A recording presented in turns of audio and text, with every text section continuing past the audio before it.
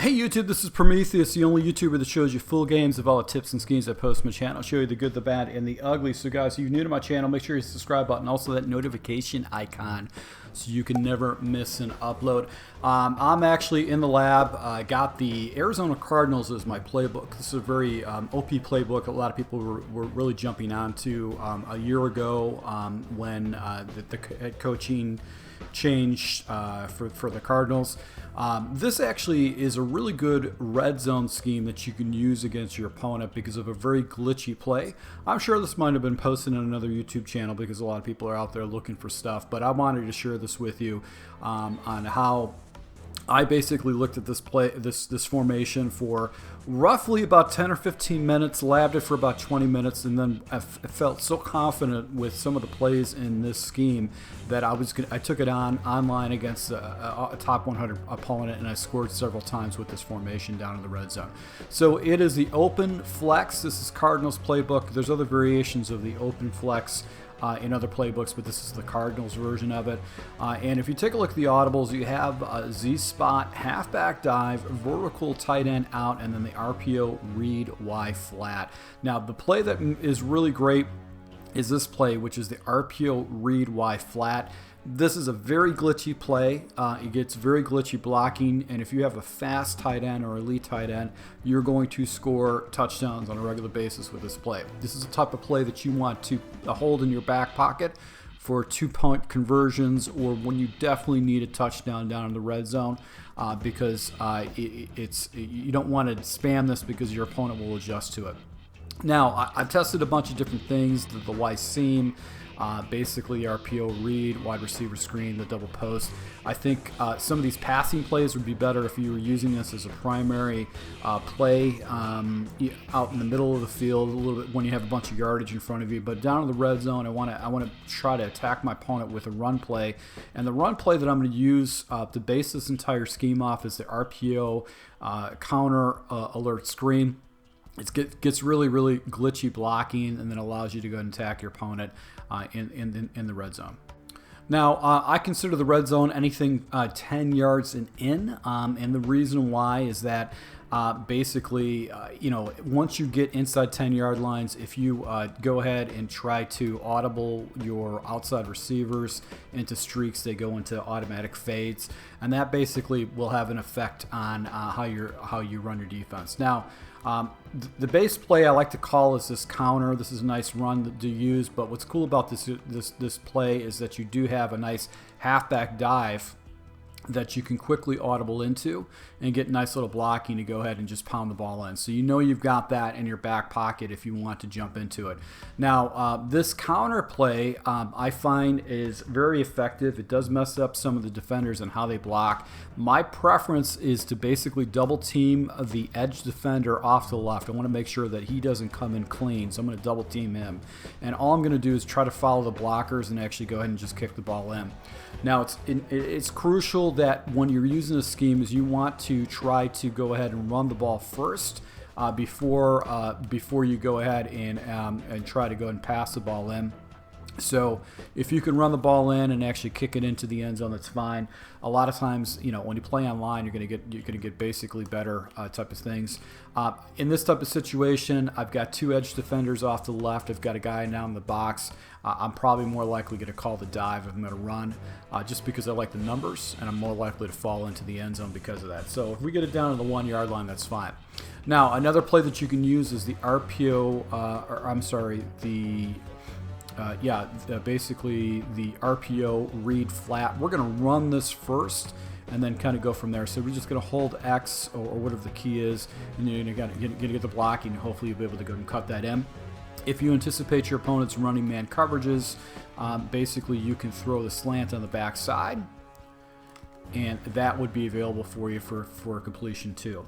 But what makes this play tick, and I want to kind of just jump into this, is basically the flat route by the tight end. If the numbers are correct and you don't have a third defender out by green, a lot of times what happens is that it just dumbs out the defenders, and basically you can hit that flat route for a big completion. So let's just go ahead and take a look at this, see how the defenders float back. we're just going to go and throw that. And then a lot of times what happens is defenders don't play that flat. So I run it to the lab and I started using this particular play. I initially labbed this play and I'm like, oh my God, this is just really, really glitchy. The defenders don't play it. You can go ahead and just get a free release with the tight end. And unless he clicks on, a lot of times you're going to be able to get first down yardages because these guys just don't defend it correctly. So they come down, play the ball, and then basically this RPO play, this flat route is wide open. And you can throw it at deeper depths too. So, you know, unless the defenders float up and actually contain it correctly, 9 out of 10 times they don't. So this is the play that I really like to use, and I don't want to show this too much to my opponent. I don't want to spam this particular play because then they'll try to make adjustments and they can anticipate that route and actually user that route over there. I want him to play the middle of the box and then basically give this to me whenever I need it. Now, you have a couple other pass plays that you can use in this scheme. Basically, we've got Z spot, and then we have the vertical tight end. I did jump into, I did make one adjustment with the vertical tight end. I basically go ahead and take this outside, this running back, and put him on a dig underneath. And sometimes it will actually give you another route to do that. I would say don't jump into the vertical tight end unless you basically are in a situation where you need a little bit more depth. Now, what's cool about this too, is that you can do something like this. You could take the tight end, which is playing the fullback position, and put him on a curl route, and what he does is he'll basically go right, he'll streak up right through the offensive line and you can throw that. Now, that's user territory, so that might be if you jump into this particular play where you actually do this play and that becomes a threat, then you can go ahead and come back to this route where you're basically going ahead and taking your tight end and just putting them on a little route like that. So that could be something you consider. Now, unfortunately, because you want to make sure you don't want to look at that one route. Now, a higher percentage version of this is that you can go and streak this guy up and actually put your running back either on a wheel or on a streak himself. Now, if you do this, this really overwhelms the defense. And then here's another route right there with the tight end, with the running back and the tight end concept. So you can basically do that. Another option is basically do wheel routes with the running back and then just smoke route off the back side. That's going to give you a complement of 4 different routes, and it'll give you the backs. You have an opportunity for the corner on the back side. Now, what you can do is basically go ahead and take green and put them in an in, and do the route underneath with counter with your running back. And then basically what this does is it's going to open up basically that route on the outside with an in route. So that's something you can look to too, just to look at the corner. Now, the only thing I don't like about the scheme is that you've got all your action going off to the right, so that's why it's critical that you keep the running action going off to the opposite side, to the left side, just to try to force your opponent to defend the left side of the field. There's really not many other options you can do with this. You could do verticals. Basically, you can do something like this where you can put a little drag route on the back over here, and that might open things up for you. So you've got basically that back end zone, something that you can hit against your opponent. But the key to this whole thing is this route right here. 2-point conversions are one you definitely need. Basically, a first down or a touchdown.